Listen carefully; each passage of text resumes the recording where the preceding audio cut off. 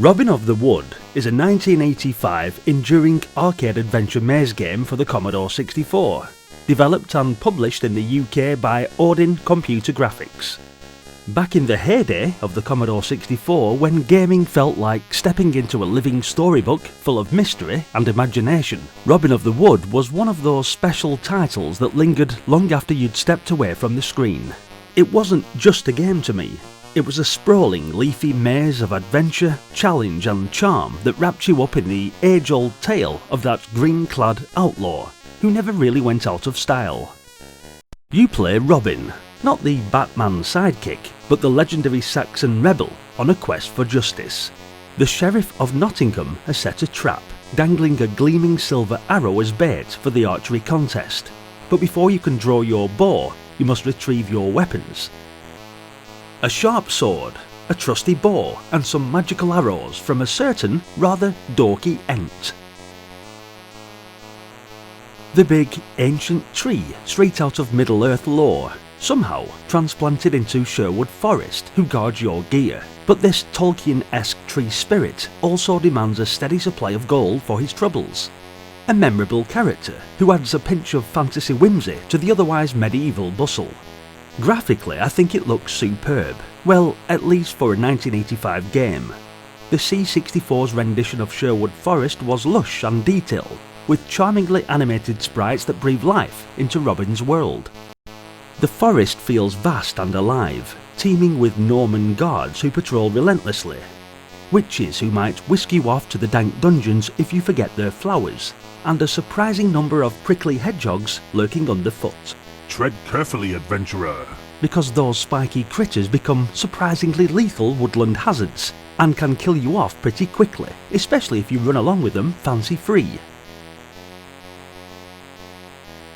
The backgrounds are rich with detail.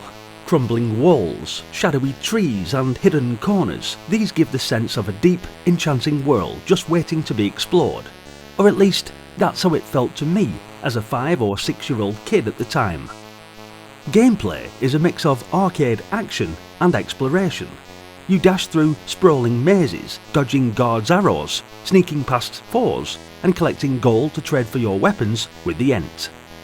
You'll also meet a grumpy but helpful hermit who patches you up, if you keep your weapon sheathed and don't frighten him off.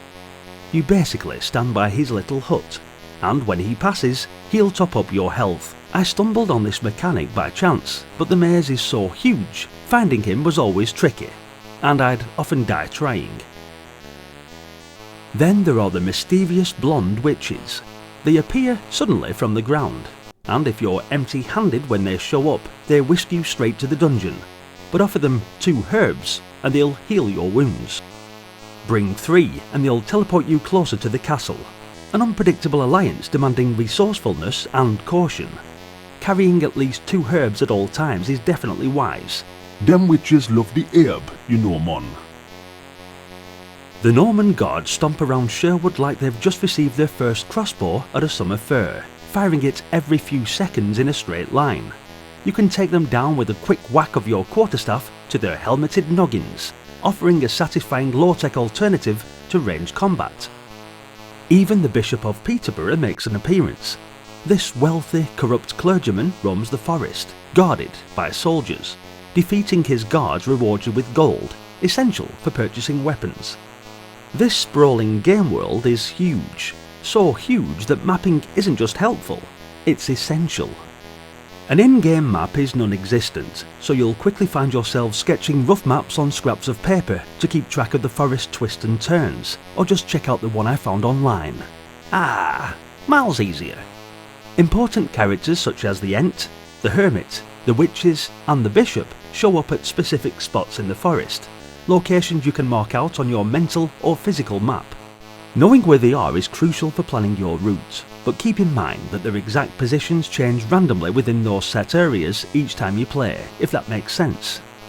So now you know Robin of the Wood is more than just wandering a maze. Your main focus is gathering gold to trade for your weapons while avoiding capture by the king himself, who won't hesitate to throw you into the dungeon if caught. That dungeon section adds an extra layer of challenge and urgency, and I always get stuck in here.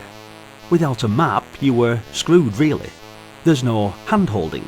Getting lost is part of the experience, and mastering the forest layout is crucial if you want to make it to the archery contest unscathed. Well, to the end of the game. You never actually get to do any archery, which sucks. If there's a downside, well, it's going back to the maze's sheer size. The forest is enormous, and progress can sometimes feel slow or repetitive if you're not patient. But perseverance rewards you with moments of genuine delight.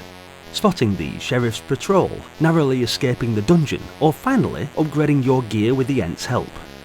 For me, Robin of the Wood wasn't just a game, it was a childhood companion. The looping medieval tune still echo in my memory thanks to the awesome Fred Gray. The tree Ent still stands tall in my imagination, and the thrill of mapping the vast forest is something I haven't forgotten. It's a beautifully crafted adventure packed with nostalgia, and the music alone keeps me coming back to it every now and then. Whether you're a newcomer wanting to dive into classic 8-bit adventure, or a veteran who fondly remembers those long C64 gaming nights, Robin of the Wood remains a shining example of how to blend story, gameplay and atmosphere into an unforgettable journey through legend, leaves and deadly hedgehogs. Get it fired up and give it a whirl. Thanks for watching guys, hit the like button if you enjoyed the video, and be sure to share your experiences with Robin of the Wood in the comments section. As always, your continued support is massively appreciated, so hit that subscribe for more content just like this. Check out the various playlists on the channel for more Commodore titles, and maybe stick around, there's another one coming up right now. Hopefully. I'll see you all in the next one. Until then, bye for now.